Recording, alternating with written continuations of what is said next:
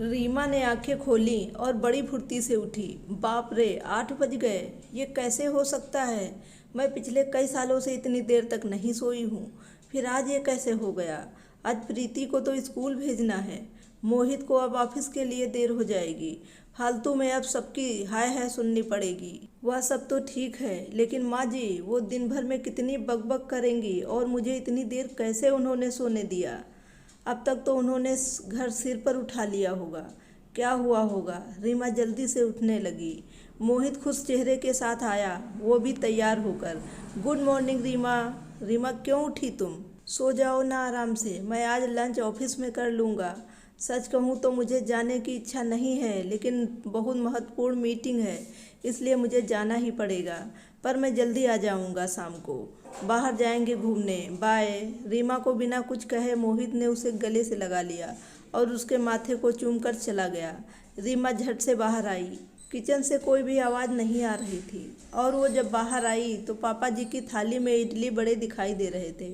सांभर से बहुत अच्छी महक आ रही थी, लेकिन वो पैकेट से सांभर नहीं निकाल पाए। ये लोग कंटेनर में ठीक से क्यों नहीं दे सकते? अगली बार कंटेनर घर से ही दे देना। और इस घर में मुझे एक चम्मच भी नहीं मिलता।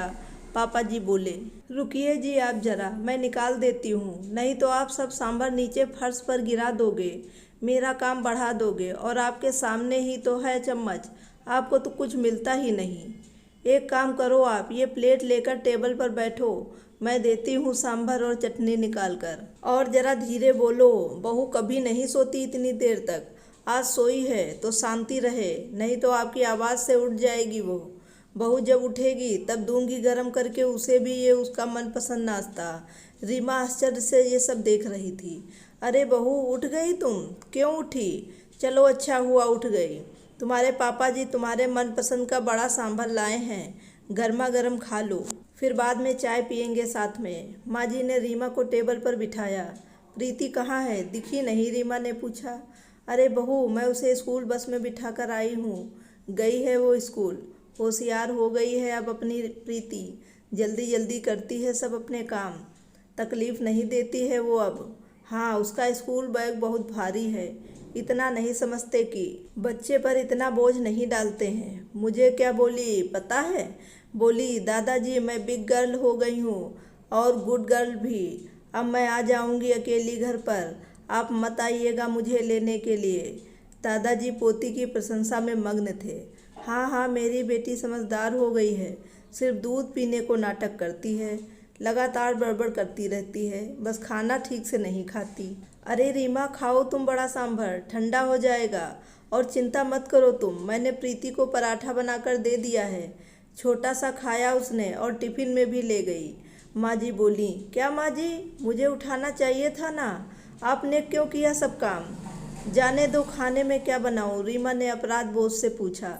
रीमा, तुम कुछ मत करो, तुम्हारा बर्थडे है आज, तो बस मौज करो। हमारे पड़ोस में वो चंदा आती है ना खाना बनाने के लिए, उसे बोला है मैंने आज से खाना बनाने के लिए।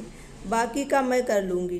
तुम कितना काम करोगी? अकेली तुम्हारी क्लास, प्रीति का होमवर्क, बाहर के काम, ये मोहित भी कुछ काम करके मदद नहीं करता, तुम्हें सबके पीछे पीछे दौड़ना पड़ता है।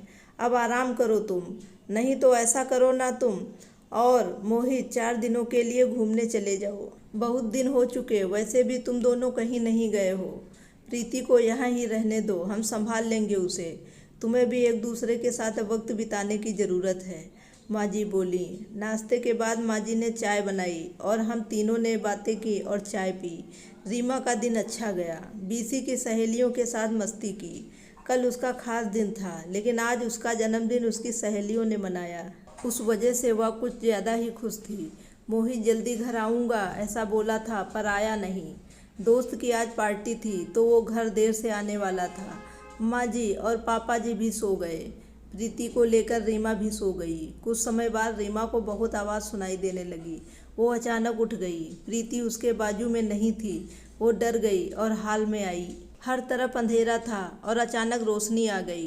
हैप्पी बर्थडे टू यू, अचानक जोर से बोले। माँ जी, पापा जी, मोहित सब हंसकर उसे विश कर रहे थे। प्रीति ने दादी की मदद से सुंदर केक बनाया था। रीमा ने केक काटा और सबको खिलाया। सभी बहुत खुश थे और फिर सो गए।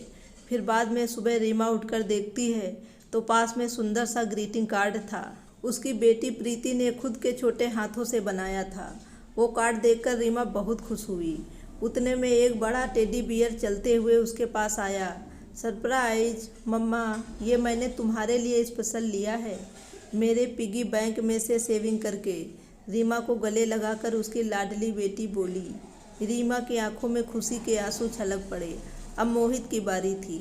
उसने रीमा से कहा कि वो अपनी आंखें बंद कर ले और उसके लिए लाया हुआ खूबसूरत हीरो का हार उसके गले में डाल दिया और उसे आईने के सामने खड़ा कर दिया। वाह, अब सच में वो हार कितना खूबसूरत लग रहा है। सुंदर लग रही है मेरी रानी, लगता है जैसे ये तुम्हारे लिए ही बना है। मोहित ने खुशी से रीमा को गले लगा लिया। तभी रीमा कुछ कहने ही वाली थी कि मम्मी पापा आ गए। ये दुनिया की सबसे अच्छी बहू रानी के लिए, मतलब हमारी बेटी के लिए। मम्मी पापा जी ने कश्मीर का टिकट रीमा के हाथों में रखा और रीमा उनके पैरों पर आशीर्वाद लेने के लिए झुकी, लेकिन माँ जी ने उसे गले लगा लिया। पापा जी ने सर पर हाथ रखकर आशीर्वाद दिया। ये क्या माँ जी, पापा जी, इतना बड़ा सरप्राइज? वास्तव में इसकी कोई ज़रूरत ही नहीं थी, और सिर्फ हम दोनों ही क्यों जाएं? पापा जी बोले, नहीं नहीं, हम बूढ़े लोग क्या करेंगे वहाँ? वैसे भी आप दोनों को इसकी ज़्यादा ज़रूरत है, और हम प्रीति का भी अच्छे से ख्याल रखेंगे ताकि आप दोनों को फुल एंजॉय कर सको। वह सेकेंड हनीमून क्या बोलते हैं ना वो, आप आ जाओगे तो हम चले जाएंगे। पापा जी ने धीरे से मोहित को आंख मारी।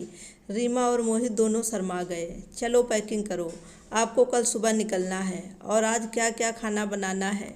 आज रीमा की पसंद का माँ जी ने फरमान किया। दिन आनंद में गया।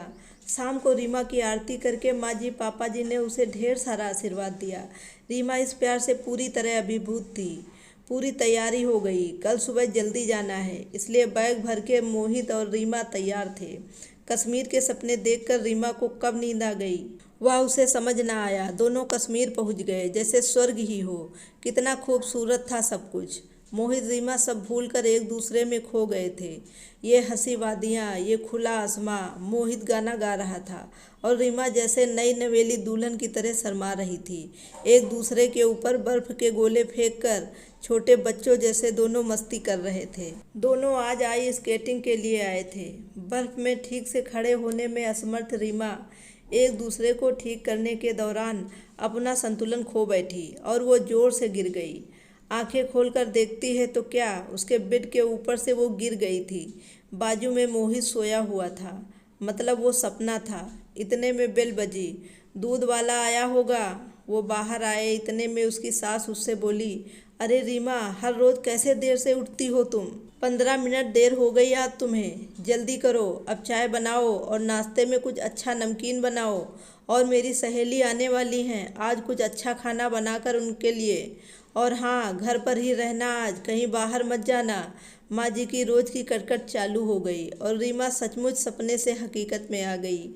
हमेशा की तरह हर कोई उसका जन्मदिन भूल गया था। रोज की भाग दौड़, घर के कामकाज, सास के ताने, ससुर की फरमाइश, पद की धुन पर नाचने और बेटी की लीला देखने में वक्त उसका दिन कब खत्म हो जाता था वो उसे भी समझ में नहीं आता था। जिंदगी खराब लगने लगी थी। लेकिन कल उसने बहुत अच्छा दिन जिया। लेकिन इस एक रात के मीठे सपने में उसने इतने खुशनुमा पल जी लिए थे जो उसके लिए क्या कम था। मन में उस कश्मीर का सपना साकार होने की प्रतीक्षा में वो काम करने लगी। दोस्तों, ये पूरी कहानी सुनने के लिए आपका बहुत बहुत धन्यवाद। और मुझे उम्मीद है ये कहानी आपको बहुत पसंद आई होगी। अगर कहानी पसंद आई हो तो प्लीज़ लाइक और सब्सक्राइब करना बिल्कुल भी ना भूलें। Thank you very much.